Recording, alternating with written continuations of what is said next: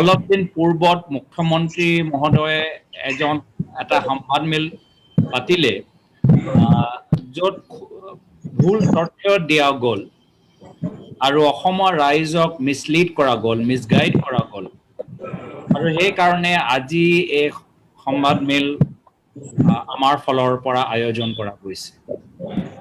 বিষয়টো হ'ল সাষ্টেইনেবল development গ'লছৰ report যে নীতি আয়োগে আগবঢ়াইছে। এই ৰিপৰ্ট সবে অধ্যয়ন কৰিছিল,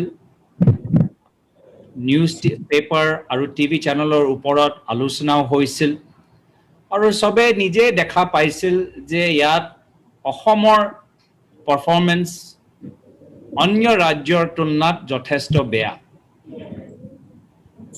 তথাপিও বৰ্তমানৰ চৰকাৰ য'ত নিজৰ বিফলতা গ্ৰহণ কৰিব লাগে, অলপ দিন পূৰ্বত মুখ্যমন্ত্ৰীজনে এজন সংবাদমেলত জাষ্টিফাই কৰিবলৈ চেষ্টা কৰিলে, মিছলিড কৰিবলৈ চেষ্টা কৰিলে আৰু এনেকুৱা দেখাবলৈ বিচাৰিলে যে নহয় তেওঁলোকৰ চৰকাৰৰ দিনত সাষ্টেইনেবল ডেভেলপমেণ্ট গ'লৰ ক্ষেত্ৰত অসম যথেষ্ট ভাল কৰিছে। কি ক'লে তেওঁ ক'লে কি আগতে অসম এটা এছপিৰেণ্ট কেটেগৰী আছিল, এতিয়া পাৰফৰ্মাৰ কেটেগৰী আহি গ'ল।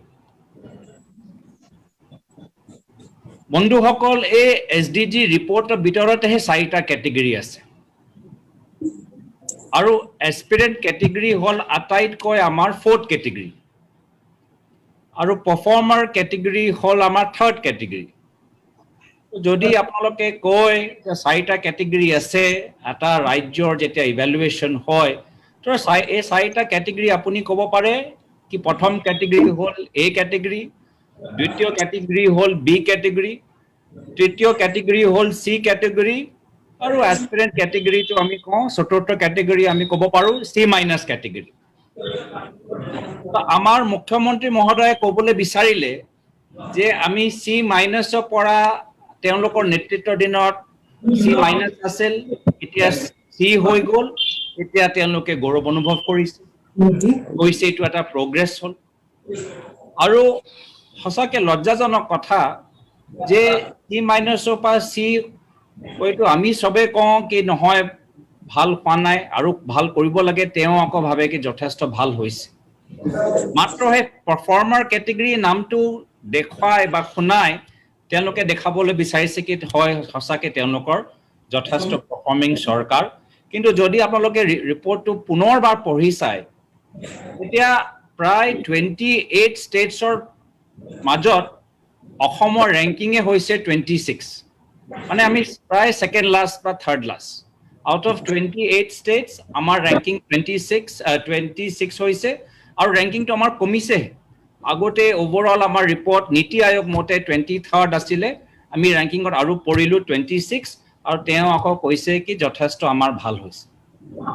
আবাৰ সবে এই ৰাজ্যত অলপ নিশ্চয় ধাৰাবাহিকভাৱে প্ৰতি বছৰ বিভিন্ন ক্ষেত্ৰত উন্নয়ন কৰিছে, ইম্প্ৰুভমেণ্ট হৈছে, কিন্তু গোটেইখিনি ৰাজ্যৰ ভিতৰত আটাইতকৈ শ্ল'ৱেষ্ট প্ৰগ্ৰেছ, শ্ল'ৱেষ্ট ইম্প্ৰুভমেণ্ট হৈছে অসম। এইটো কৈ ভাল পোৱা নাই, কিন্তু এইটো সঁচা কথা। আৰু ৰাইজৰ আগত এখন দায়িত্ব থকা চৰকাৰ সঁচা কথা ক'ব লাগে, য'ত ক'ৰবাত ভুল হৈছে, য'ত ক'ৰবাত স্বীকাৰ কৰি আগন্তুক দিনত কেনেকৈ নিজকে শুদ্ধ কৰিব এই কথাটো বুজিব লাগিব। যদি চৰকাৰে ক'লে যে আমাৰ ভাল হোৱা নাই, আগন্তুক দিনত আমি ভাল কৰিবলৈ আমি চেষ্টা কৰিম, তেতিয়া আমাৰ ক'বলৈ একো নাই। কিন্তু চৰকাৰ ৰাইজক মিছগাইড কৰি মিছলিড কৰি কৈছে কি নহয় আমাৰ ভাল হৈছে, তেওঁলোকে ক'বলৈ বিচাৰিছে কি এইখন ডাটা পুৰণি। আকৌ এটা মিছা কথা।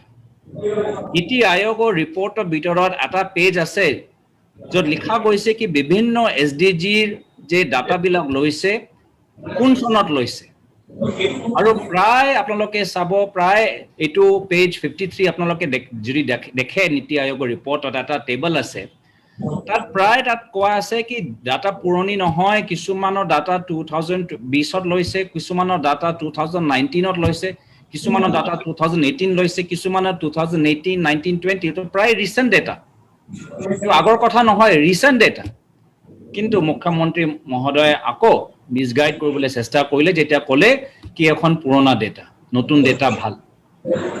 আৰু কোনকিটা বিভাগত আমাক দুখ লাগিছে, আমাৰ অসমৰ পাৰফৰমেন্স কোনকিটা বিভাগৰ চাই আমাক দুখ লাগিছে, দুখিত হৈছো, হেয়া হল হেলথ, এডুকেশ্যন, ইকনমিক।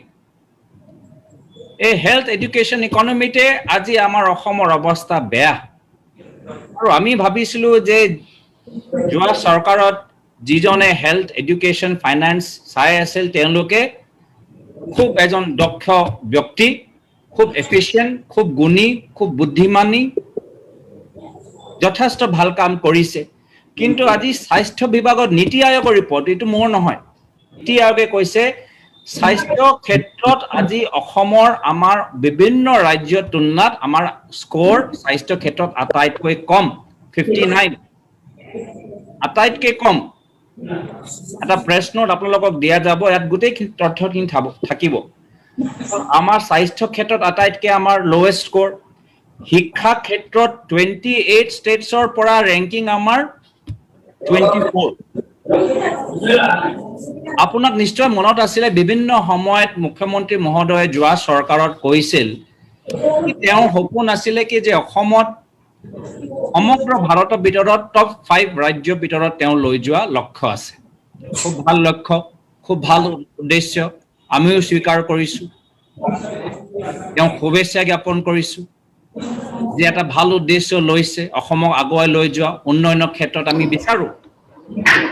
কিন্তু কোনটো ক্ষেত্ৰত আজি এই এছডিজি ৰিপৰ্টৰ ভিতৰত কোনটো ক্ষেত্ৰত অসম টপ 5ত আছে? না হেলথত আছে, না এডুকেশ্যনত আছে, না ইকনমিত আছে। আপোনালোকক কোনলৈ পাই যাব কি টপ 5ত ক'তো নাই, আমি লাষ্টত আছো, আটাইতকৈ তলত আছো, worst performing.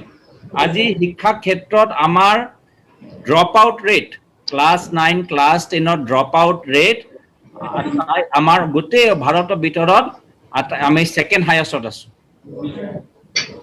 Drop out rate class 9, class 10 কিমান এটা গুৰুত্বপূৰ্ণ কথা।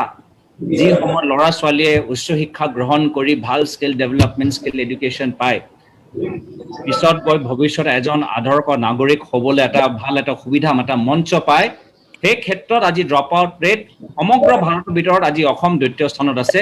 আৰু শিক্ষা বিভাগৰ দায়িত্বত কোন আছিল আপোনালোকে ভালদৰে জানে। তথাপিও মুখ্যমন্ত্ৰী মহোদয়ে দেখাবলৈ বিচাৰে কি তেওঁৰ চৰকাৰ যোৱা সময়ত অসমৰ আছিলে। আপনাৰ মঞ্চ, আপনাৰ কণ্ঠ, সান্মূলক।